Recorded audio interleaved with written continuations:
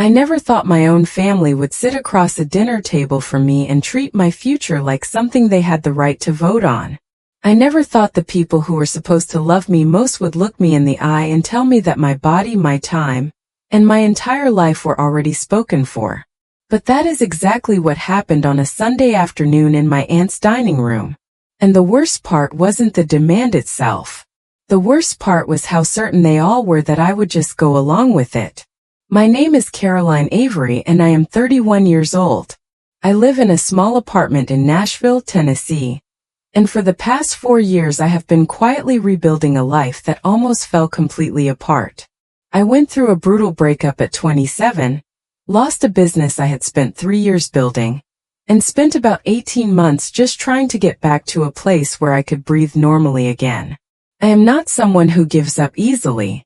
That is something I want you to understand about me before anything else. I grew up in a big, loud, extended family where Sunday dinners were a tradition, and everyone had an opinion about everything. My Aunt Linda hosted most of them. She had a big house outside of Nashville, the kind with a long porch and a dining room table that could seat 12 people.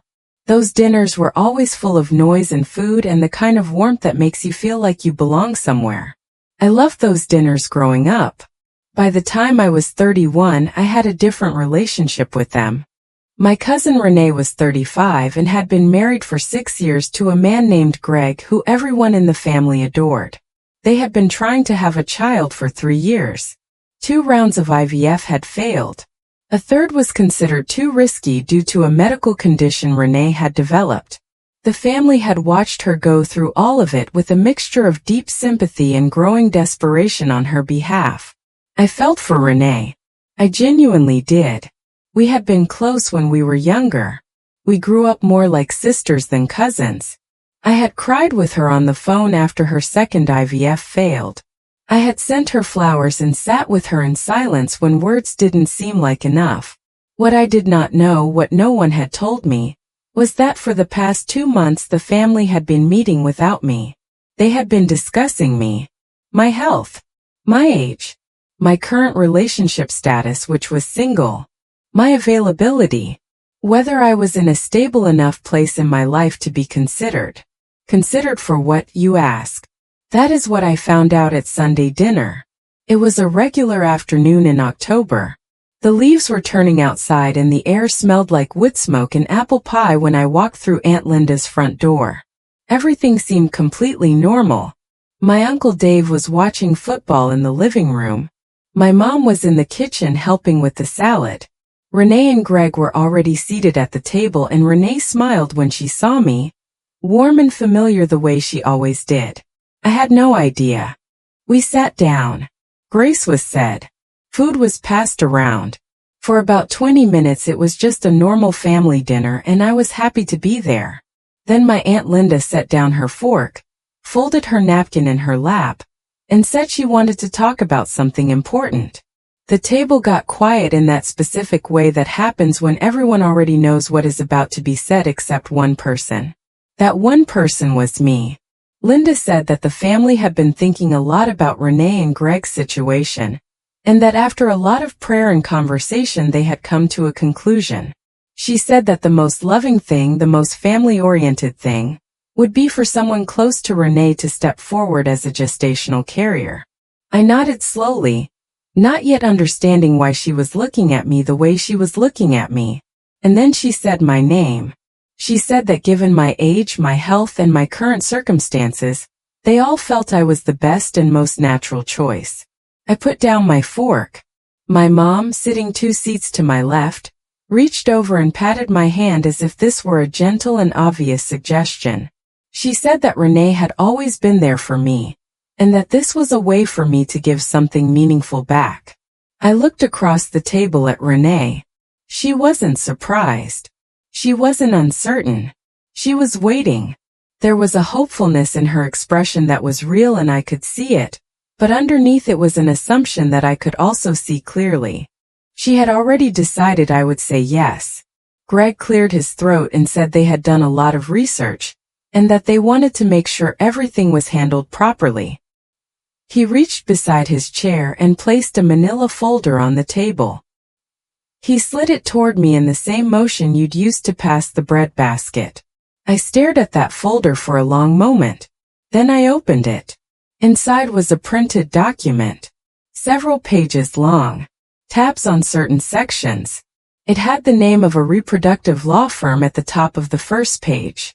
My hands felt strange, not shaking exactly, just suddenly very aware of themselves. I started reading. The room was quiet. Someone poured more iced tea. My Uncle Dave muted the football game in the other room and came to stand in the doorway like he was there to witness something. The document outlined a surrogacy arrangement in careful legal language. My obligations, the medical protocols I would follow, the dietary and lifestyle restrictions I would agree to, the compensation, which was listed as a quote goodwill contribution from the family rather than formal payment. I kept reading. My mom said quietly that they had thought of everything and that all I needed to do was look it over and sign. I didn't respond. I kept turning pages. My aunt said that this was what family was for. That when someone you love needs something only you can give, you give it. She said it like she was reading from a greeting card. I got to page 5. There was a clause near the bottom of the page. It was written in the same formal language as everything else, but the content of it stopped me completely. I read it twice to make sure I understood it. The clause stated that in the event of any medical decision arising during the pregnancy, including decisions related to the health and safety of the surrogate, the intended parents retain final decision-making authority in consultation with the attending physician. I sat with that sentence for a moment. It meant that if something went wrong during the pregnancy, if there was ever a moment where a doctor had to make a difficult call, Greg and Renee would have the authority. Not me. Not my doctor acting solely on my behalf. Them. It meant that in the most vulnerable and dangerous moments a pregnancy could produce, I would not be the one making decisions about my own body. I closed the folder. I set my hands flat on the table. Everyone was still looking at me with those patient, expectant expressions. My mom had a small encouraging smile. Linda was nodding gently. Greg was leaning forward slightly. Renee had her hands folded in her lap. I asked them if they had all read this document carefully. Linda said of course they had worked with an attorney on it. I asked Renee directly if she had read every page. She said yes and asked me if I had questions. I said I had one. I opened the folder back to page 5. I turned it around and slid it across the table toward Renee. I pointed to the clause at the bottom of the page with my index finger.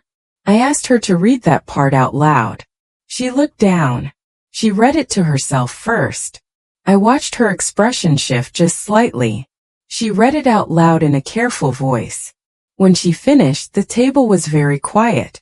I said that what that clause meant was that if I were on an operating table and a doctor had to make an emergency decision about my life, she and Greg would be the ones with the authority to direct that decision.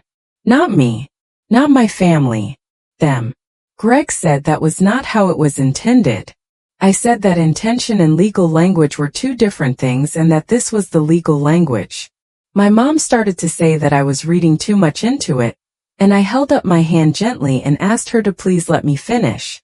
I told them that I had sat down at this table today expecting a normal family dinner, that I had no idea this conversation was coming, that for 2 months, based on what I was now understanding, my family had been meeting and discussing and planning and deciding things about my body and my future without once calling me to ask how I felt about any of it. Renee opened her mouth and I could see she wanted to say something, but I wasn't done. I said that I understood her pain. I meant that completely and I wanted her to hear it. 3 years of hoping and losing and grieving something that hadn't been able to exist yet. I could not imagine carrying that. And I had cried for her. I had been in her corner from the very beginning. But I told her that crying for someone and offering to carry their child were two fundamentally different things.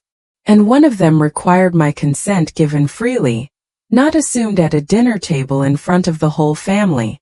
My Aunt Linda said that she hoped I wasn't going to be dramatic about this, and that they had only brought it up this way because they thought it would feel more like a family decision, and less clinical.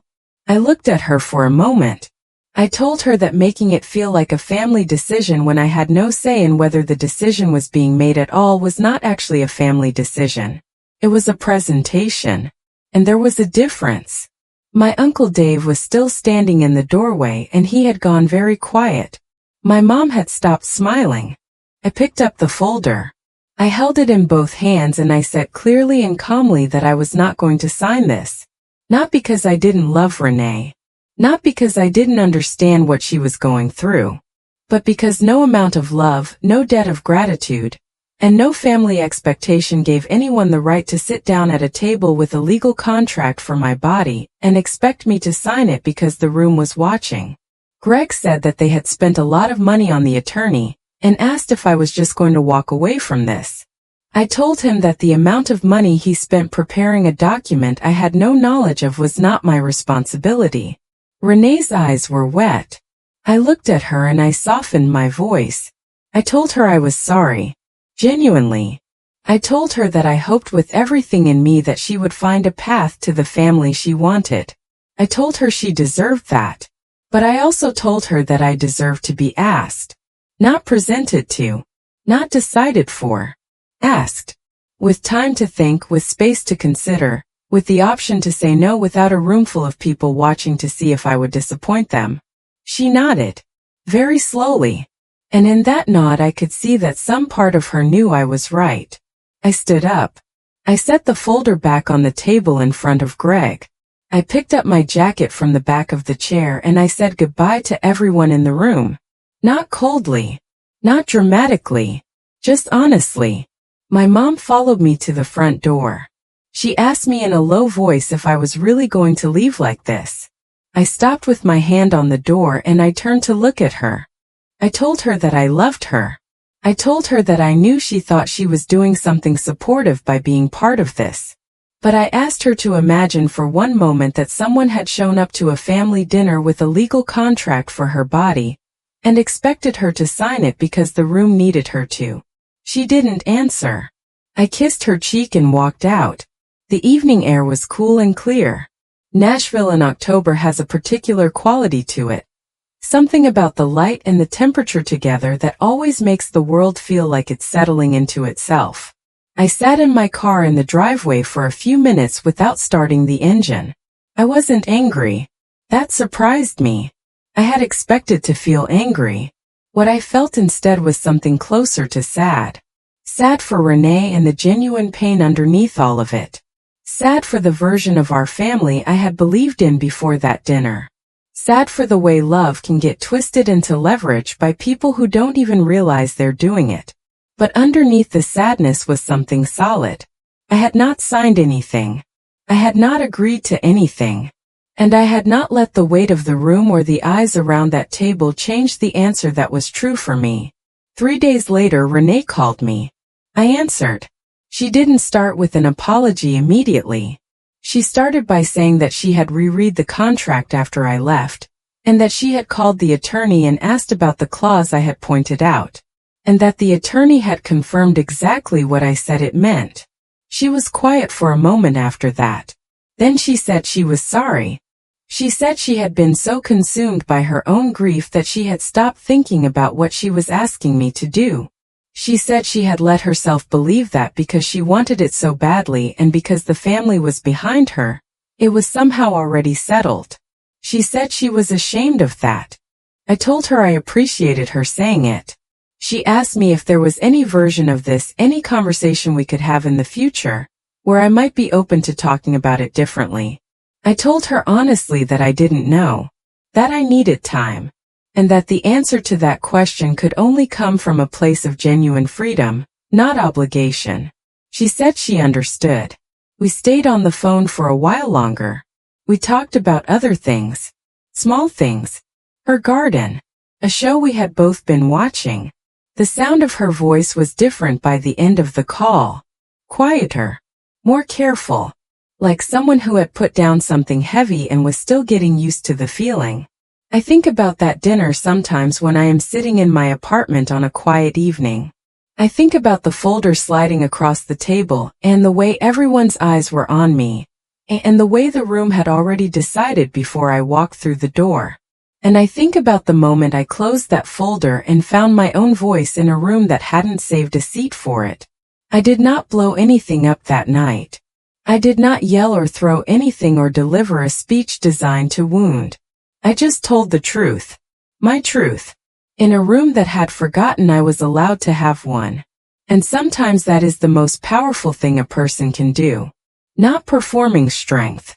Not proving a point.